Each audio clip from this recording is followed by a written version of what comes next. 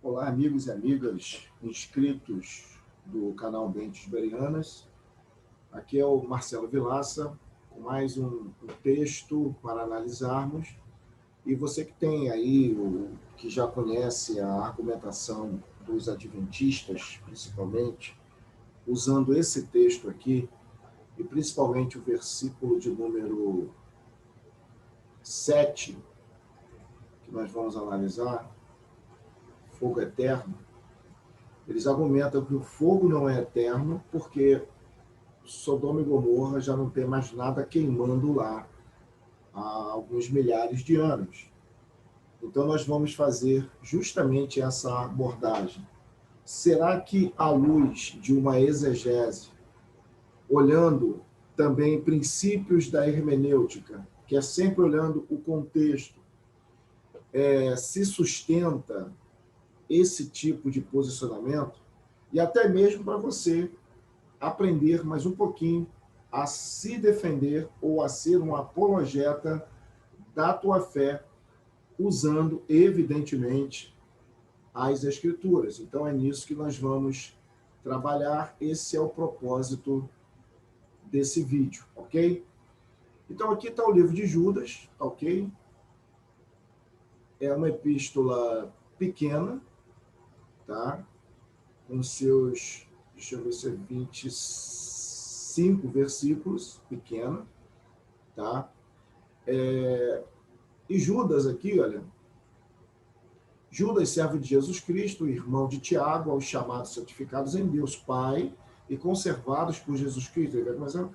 Amados, procurando eu escrever-vos com toda diligência acerca da salvação comum, tive por necessidade escrever-vos e exortar-vos a batalhar pela fé que uma vez foi dada aos santos. Porque se introduzir alguns, que já antes estavam inscritos para este mesmo juízo, homens ímpios, que convertem em dissolução a graça de Deus, negam a Deus, único dominador e Senhor nosso, Jesus Cristo. Mas quero lembrar-vos, como a quem já uma vez soube isto, que havendo o Senhor salvo um povo, tirando da terra do Egito, percebe que o contexto é o Egito, destruiu depois os que não creram. Verso de número 6. Eu vou ampliar aqui, vou aproximar para você. E aos anjos que não guardaram o seu principado, mas deixaram a sua própria habitação, reservou na escuridão e em prisões eternas até ao juízo daquele dia. Eu tenho, inclusive, eu acho que eu tenho outro vídeo aqui que está falando desse evento, que só pode estar se referindo ao evento de Gênesis, capítulo de número 6. Mas o objetivo desse vídeo aqui não é esse. Se pintou alguma dúvida, e se eu não tiver na minha biblioteca lá de vídeos, eu posso providenciar, se vocês assim quiserem, né, deixem os comentários aí abaixo, fazer uma análise desse versículo em relação a Gênesis, capítulo de número 6. Avançando. Prisões eternas de redil. Assim como, então, quando estamos lendo, temos que estar atentos às expressões, olha, assim como Sodoma e Gomorra. Então, ele deu o exemplo aqui dos anjos. Então, dizendo que da mesma forma que aconteceu aqui, está acontecendo aqui, ó. Bíblia, pela Bíblia, é um dos princípios da hermenêutica. E o que eu estou fazendo simplesmente é aplicar. Avançando. E as cidades circunvizinhas, porque não havia só Sodoma e Gomorra. Haviam, vários historiadores dizem, mais 8 cidades em que Sodoma e Gomorra eram as principais. E também era chamada de Decápolis. Deca, esse prefixo, significa 10. Polis, expressão grega, que significa cidades. Então, 10 cidades, onde Sodoma e Gomorra eram as principais. Tanto é verdade que ele destaca o nome de Sodoma e Gomorra e continua e as cidades circunvizinhas, ou seja, que estavam em volta. Porque círculo aqui dá a ideia de círculo, percebe? Então, percebe que se fizermos uma análise mais minuciosa dos termos, nós teremos, com certeza, uma clareza muito maior de compreensão do texto. Avançando. Que, havendo-se entregue à fornicação como aqueles, isso chama atenção, olha, como aqueles quem? Olha, aqueles quem, olha, os anjos, que também está no plural, como aqueles, ou esse como aqui, preposição, da mesma forma. Assim também como vale dizer que foi da mesma forma, igual. Entende? Indo após outra carne, gravem a palavra outra, foram postas está no plural feminino. Então está falando de quem? Das cidades, Sodoma, Gomorra, as principais, e as cidades circunvizinhas. Postas, por exemplo, e aqui os adventistas usam para argumentar que o fogo não é eterno, porque eles têm em mente que esse fogo aqui seria o fogo que consumiu as cidades de Sodoma e Gomorra e as cidades circunvizinhas. E aí, o propósito do vídeo. Será mesmo? Para tal, como de costume, né, usando a ferramenta da hermenêutica e da exegese, evidente que nós vamos para o texto em grego aqui, com o Novo Testamento grego, de Nestlé Aland. Aqui eu estou na página 856, eu vou só voltar aqui para mostrar aqui a capa para vocês.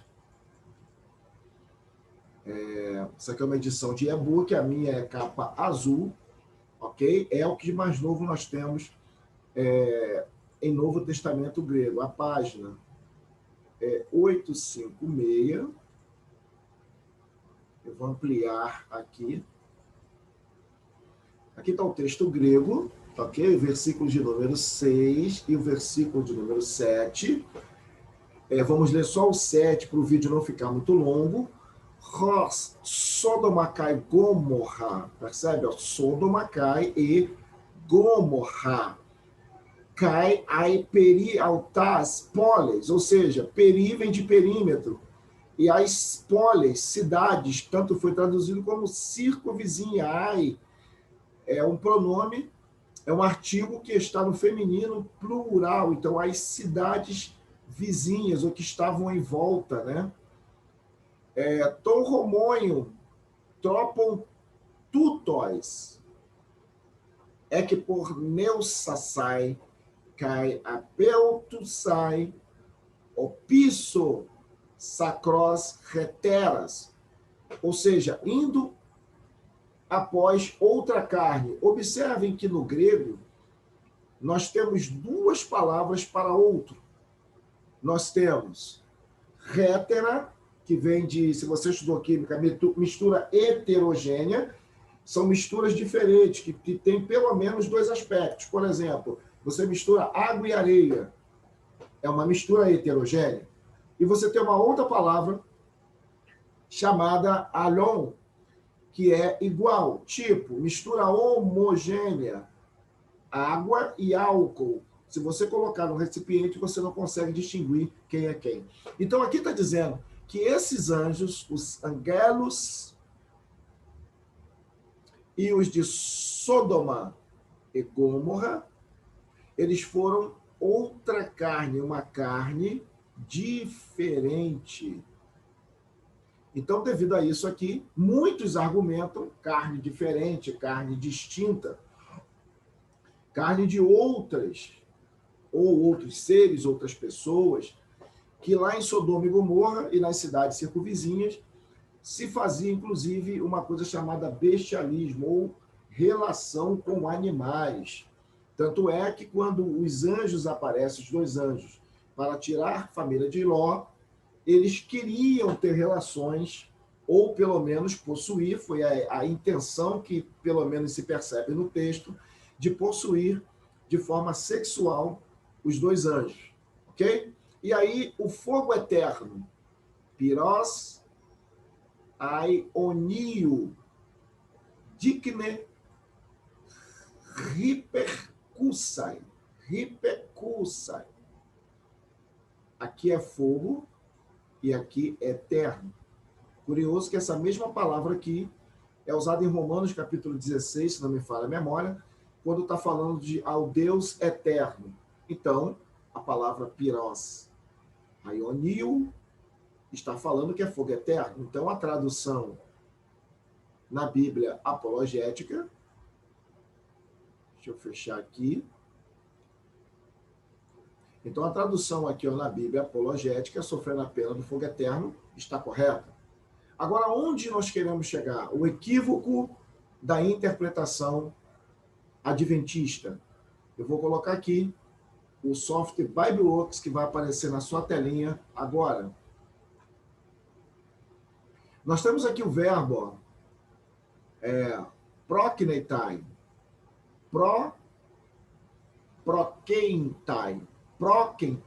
prokentai.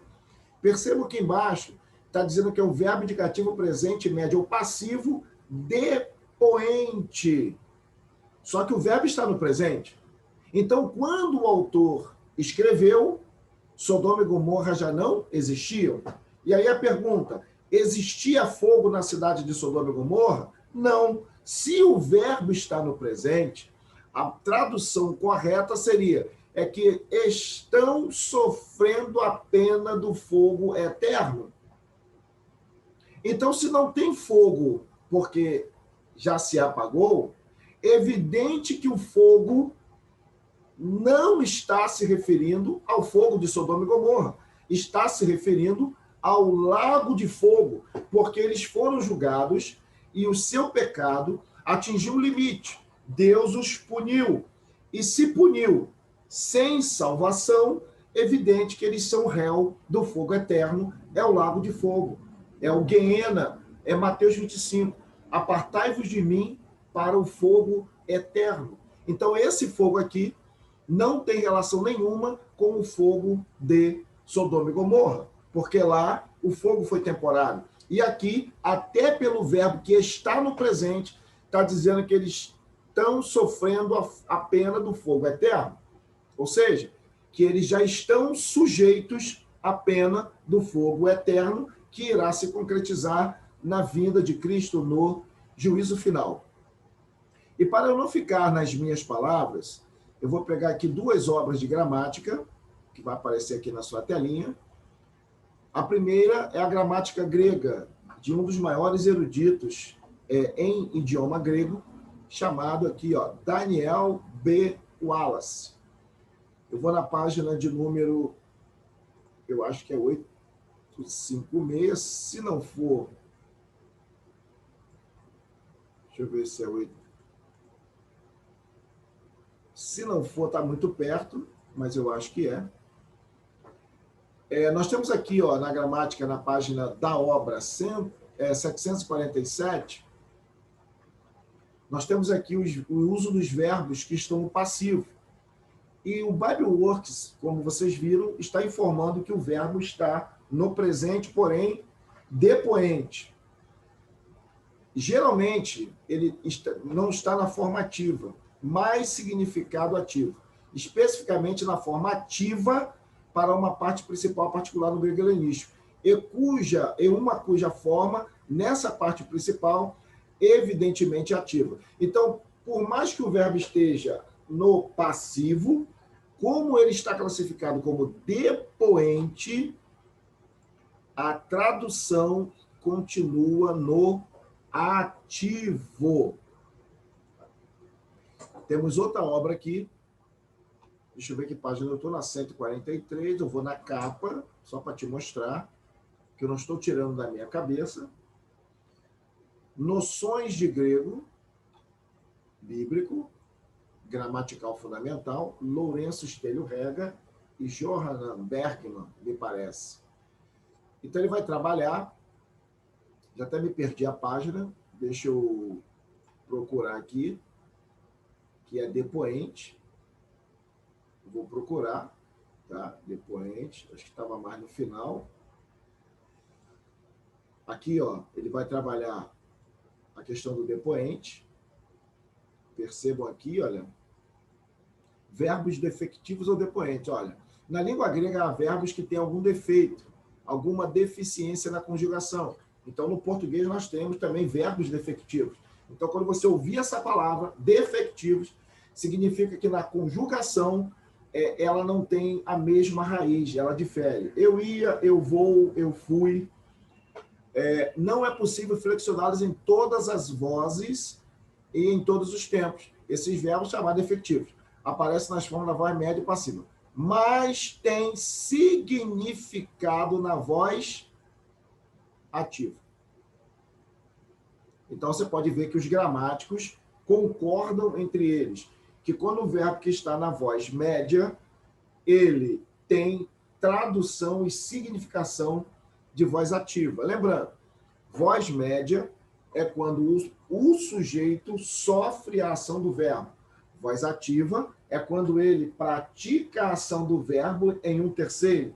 E voz passiva é quando ele sofre a ação do verbo.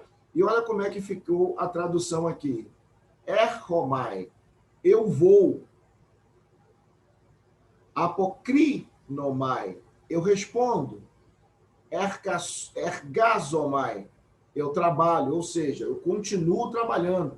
Eu não parei de trabalhar.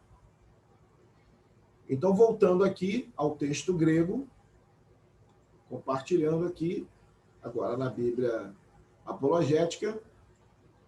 Então, traduzindo essa questão aqui, deixa eu só apagar, para terminarmos. Então, esse fogo aqui, em que o texto está se referindo, e o autor, é o fogo futuro da punição. Eles já estão sofrendo a pena do fogo. Ele não está dizendo que eles estão sofrendo a pena, já estão sujeitos. O estado deles já está definido para o juízo final. Então, espero que tenhamos sido claros com esse posicionamento. Qualquer dúvida relacionada ao vídeo, deixe aí nos comentários que eu estarei respondendo. Se for uma questão fora do escopo e objetivo do vídeo, eu sugiro que você faça contato comigo pelo WhatsApp, porque lá teria que digitar e eu, particularmente, eu prefiro falar em áudio. Então, que Deus te abençoe, compartilhe, mande esse link aí para quem você quiser, para o seu pastor, o seu professor de escola dominical, e façam aí as observações aí, as ponderações. Deus te abençoe desde agora, para todo sempre, e mais uma vez, obrigado por estar inscrito no meu canal.